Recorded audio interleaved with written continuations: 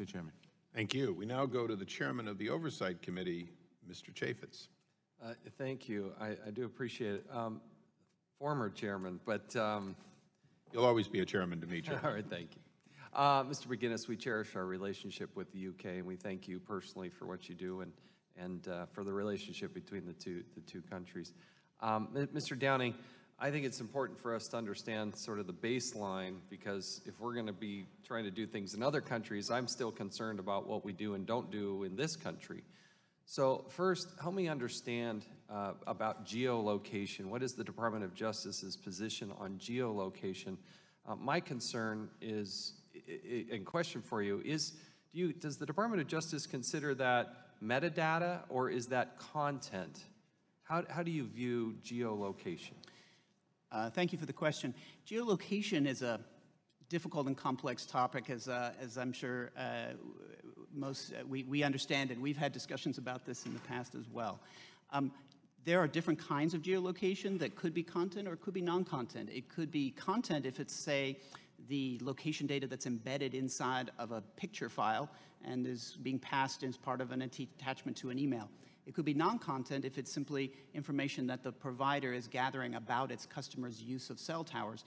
It doesn't actually have any contentful value in that situation. It's simply an observation of the company about which tower a particular phone is pinging off of when it's being used. So I think it's a There are times when geolocation is content, correct?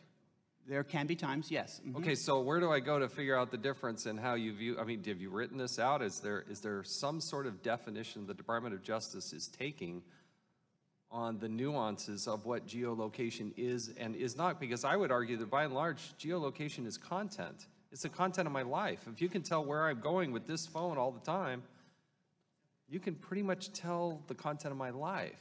And yet I worry about what you're gathering and not gathering, and I don't understand the definition.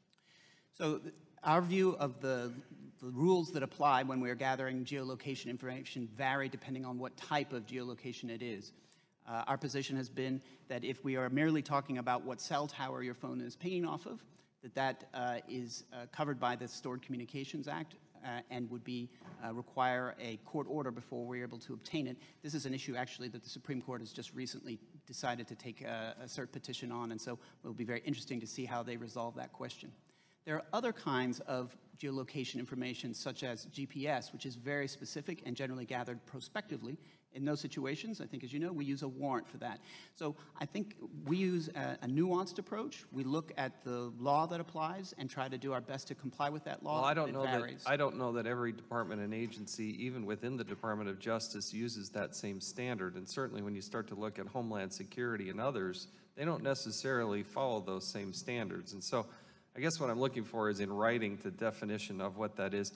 Let me ask you very quickly, on social media, is it the position of the Department of Justice, particularly in the hiring and the monitoring of existing security clearances, to look at social media? Is that fair game or not fair game?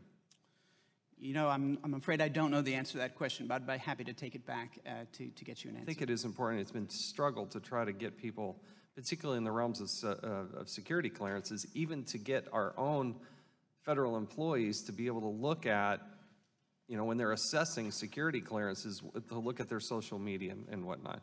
And the last thing I want to ask you about is facial recognition. We know the Department of Justice, specifically the FBI, is building a database of facial recognition.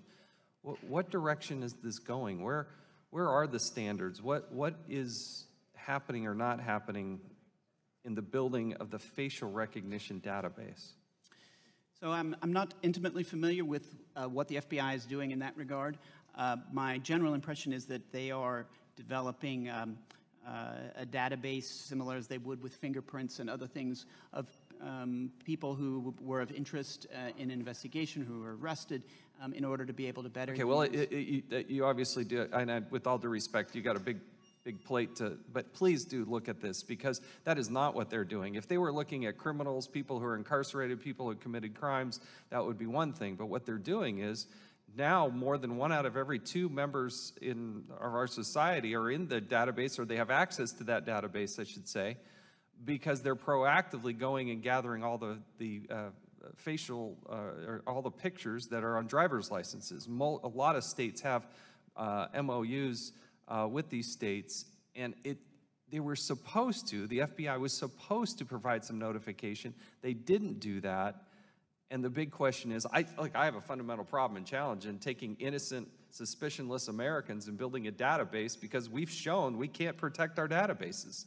So I think we need to ferret that out as a committee. I won't be here much longer, but I do think that is something that the committee should take a much closer look at. With that, I yield back.